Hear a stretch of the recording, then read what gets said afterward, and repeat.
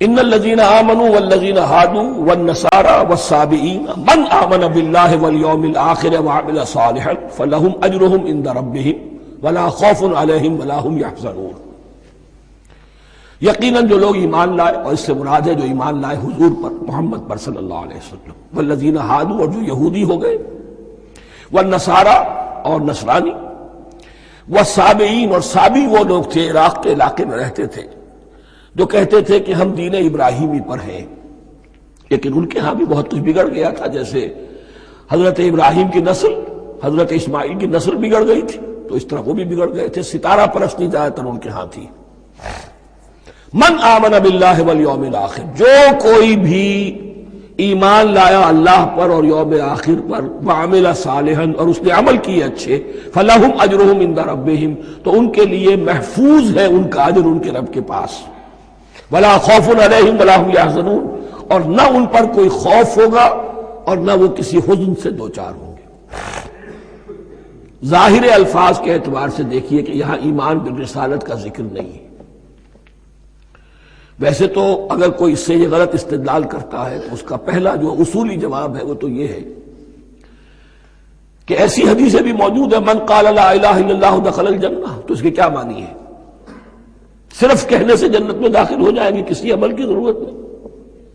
جواب یہ دیا جائے گا پورے قرآن کو سامنے رکھو، پورے حدیث کے ذخیرے کو سامنے رکھو، کسی ایک جگہ سے کوئی ایک نتیجہ نکال لینا وہ صحیح نہیں. لیکن اس کے علاوہ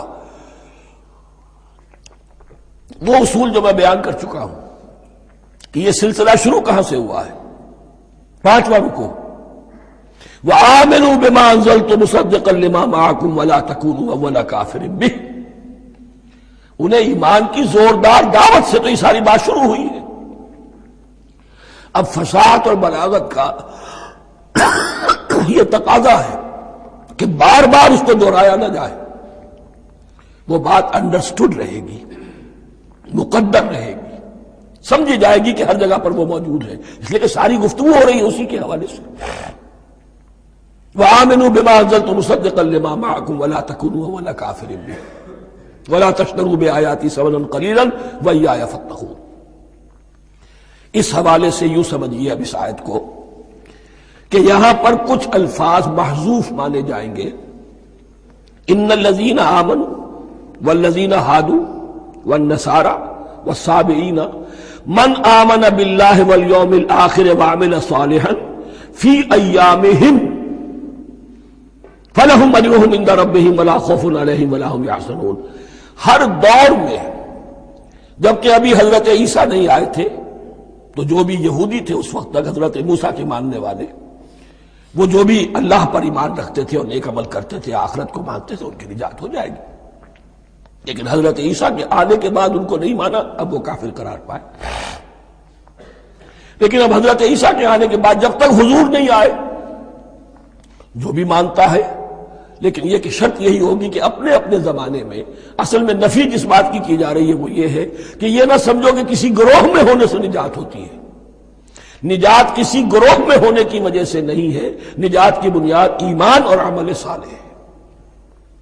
کسی رسول پر ایمان لانا اپنے دور کے رسول پر وہ تو لازم ہے، لیکن یہ ہے کہ اس پر ایمان تو لے آئے اور وہ عمل صالح نہیں ہے تو نجات نہیں ہوگی. تو یہ اپنے اپنے دور میں، اپنے اپنے زمانے میں ہر امت کے لیے، وَلِكُلِّ أُمَّةٍ أَجَلٌ، قرآن مجید کے ایک مقام پر آیا ہے، ہر امت کے لیے ایک خاص معین مدت ہے. اس معینہ مدت میں اب ظاہر بات ہے جو لوگ حضور کی بعثت سے پہلے فوت ہو گئے ان پر تو کوئی ذمہ داری نہیں تھی حضور پر ایمان لانے کی، اور ایسے لوگ تھے، ایسے موحدین مکے میں موجود تھے جو یہ کہتے تھے کعبے کے پردے پکڑ پکڑ کر، اے اللہ ہم صرف تجھے پوجنا چاہتے ہیں، صرف تیری بندگی کرنا چاہتے، لیکن جانتے نہیں کیسے کریں. یہ بات موجود تھی اور ان کا انتقال بھی ہو گیا. یہ زید، سعید ابن زید، سعید جو حضرت عمر کے بہنوئی تھے اور وہ عشرہ مبشرہ میں سے ہیں، ان کی اہلیہ حضرت فاطمہ بنت خطاب، ان دونوں کے ایمان کو اللہ نے ذریعہ بنایا حضرت عمر کے ایمان کا. اور یہ والد تھے سعید کے زید، وہ یہ کہتے ہوئے دنیا سے چلے گئے حضور کی ابھی بعثت ہی نہیں ہوئی تھی. اے اللہ میں صرف تیری بندگی کرنا چاہتا ہوں، کیسے کروں یہ نہیں جانتا۔ اسی کو ذہن میں رکھیے، اہدنا الصراط المستقیم جو میں نے کہا تھا، ایک سلیم الفطرت انسان، سلیم العقل انسان توحید تک پہنچ جاتا ہے، آخرت کو پہچان لیتا ہے، لیکن اب کیا کروں؟ اس شریعت کے لیے، ان احکام کے لیے وہ دستے سوال دراز کرنے پر مجبور ہے۔ الحمدللہ رب العالمین الرحمن الرحیم مالک یوم الدین ایاک نعبد و ایاک نستعین اہدنا الصراط المستقیم۔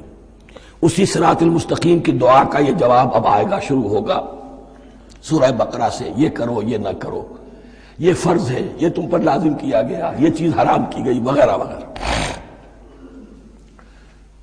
ان الذين آمنوا والذين هادوا والنصارى والصابئين من آمن بالله واليوم الآخر وعمل صالحا، اور محذوف الفاظ فی ازمنتہم، اپنے اپنے زمانے میں، یا فی ایامہم، فلہم اجرہم عند ربہم ولا خوف علیہم ولا هم يحزنون۔